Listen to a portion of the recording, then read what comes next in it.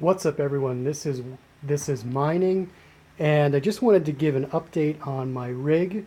Last time we had talked, I had a 660 watt power supply hooked up to my 5 GTX 1080 Ti rig, and Monday my Corsair 1200 HX power supply arrived, and so it's been running since Monday, and today's Saturday, so it's been completely stable, no power problems whatsoever.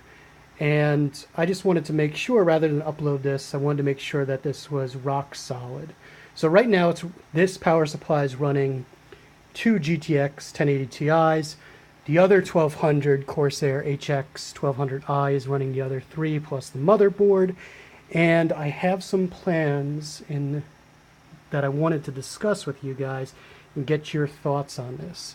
So what I'm thinking about doing is, well, actually, I just bought three new GTX 1080 Ti's. They're the SC2 edition, not the SC. The SC and the SC2, the difference between them is the SC2 actually has additional thermal sensors on it, while the SC doesn't.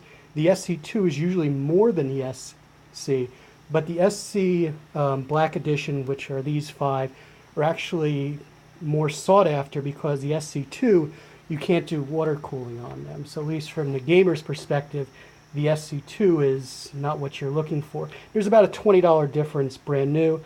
I just bought the three new 1080 Ti's from a place called New York Electronics Company, excuse me. They're about $7.20 a pop, so that's the best price that I've seen new. And hopefully those arrive next week. My plan is to hook an additional two up to this 1200, run them at 80% power draw. And so, but that leaves one more, and that's where the old Seasonic 660 is going to come in. That power supply is going to power the other one, but that means that I'm going to have three power supplies hooked up to a single motherboard. And some of you guys had asked me to explain how this works and how you set that up. So let me go ahead and show you. I just had a package arrive from minerparts.com. I have 6 new PCI risers. I'll review these with you, and I was going to do an unboxing, but they had a nice note for me in here thanking me. It also had my name and address on it, so I had to redo the blog. Here's the minor parts. This is to hook up 3 power supplies to the same motherboard. And just so you guys can see how this works, I have an old motherboard. It doesn't actually work, so... And I also have my old Seasonic here. And what you do is, so you take this CPU plug, put it into the CPU power here. Not going to, because it's pain to get it in and out. But you take your normal power cable, and this is the 24 pin here. And instead of putting it in the motherboard like you'd normally do, what you do is let's say that the Seasonic, that this 660 is going to be the main power supply. This is going to be the one that I want powering the motherboard. I'm going to hook it up to this 24 pin connector. You can see that there's 2 other, so it's a daisy chain, that there's 1 and then another 2. And these are where your ancillary auxiliary power supplies and secondary power supplies would plug into. So you plug in your main power supply to this cable right here. Sorry, to this cable right here. And then once you have all your power supplies plugged in, you just plug this in normally to your motherboard. Make sure, so if you have Molex, if your motherboard has Molex, additional Molex power supply, that the power supply that is running, that's hooked up to the motherboard, that's the only one that you plug the additional power into. Because if you have the secondary power supplies also powering the motherboard, what I've read is that can be really bad. So you have your primary power supply. That's what goes into this. This, easy to see, it's got the most wires running off of it. And then you have this daisy chain for the additional 2 power supplies. Just plug the 24 pin into 1, 2, and then you have 3 power supplies, 1 motherboard. Also, what came in the package, so this daisy chain was only $9.98, and here, so let's do a little unwrapping.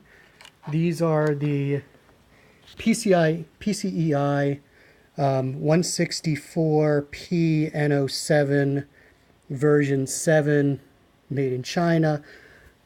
But you can see that this is the 6 pin, which is what you want. And the adapter is a 6 pin to SATA. I've gone back and forth. I've looked on the internet. Some say this is not a good way to do it. Others say, that there's all these different opinions. So far, this is what I've been using, and there's been no problems. Every morning, actually, I wake up and I go over to the rig and I actually check each individual SATA 6 pin to SATA adapter to make sure that they're cool to the touch, which they always are. But that's essentially what I'm doing. I haven't had any problems with this.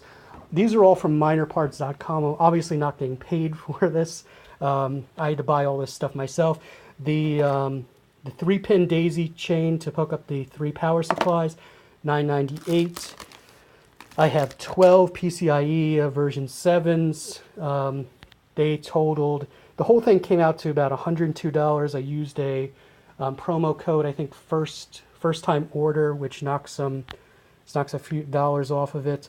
But you can see this is pretty high quality stuff. So what you're going to be looking for is, you can see the soldering on here is very good.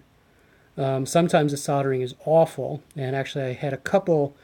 I went the cheap route. I bought very cheap PCIe risers, and it was pretty awful. These at least are correct, and you see that there's this foam here to protect the underside of it, and this gets powered.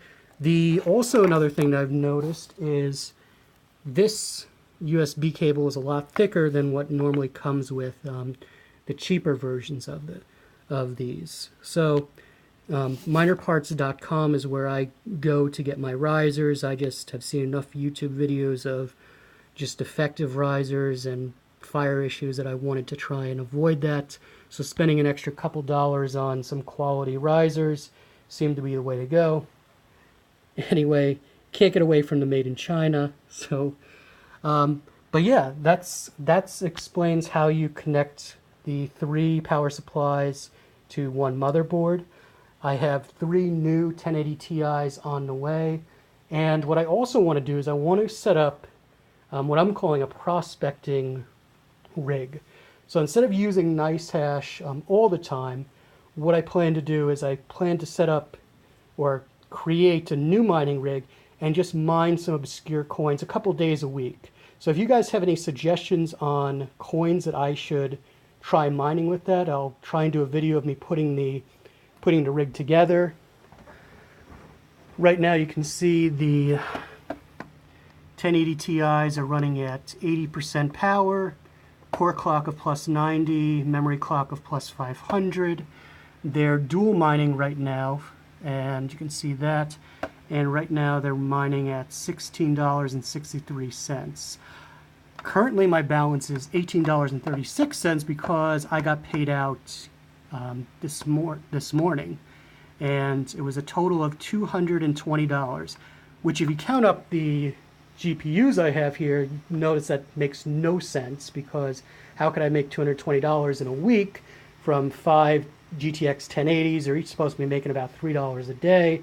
What I actually have is, upstairs I have 3 additional GTI 1080 Ti's that are mining in a gaming computer that I had set up, and I'll explain how I got into that. I also have 2 1050 Ti's that are just mining, and it's weird because today the 1080 Ti's have been, this is kind of low for them, at least on NiceHash.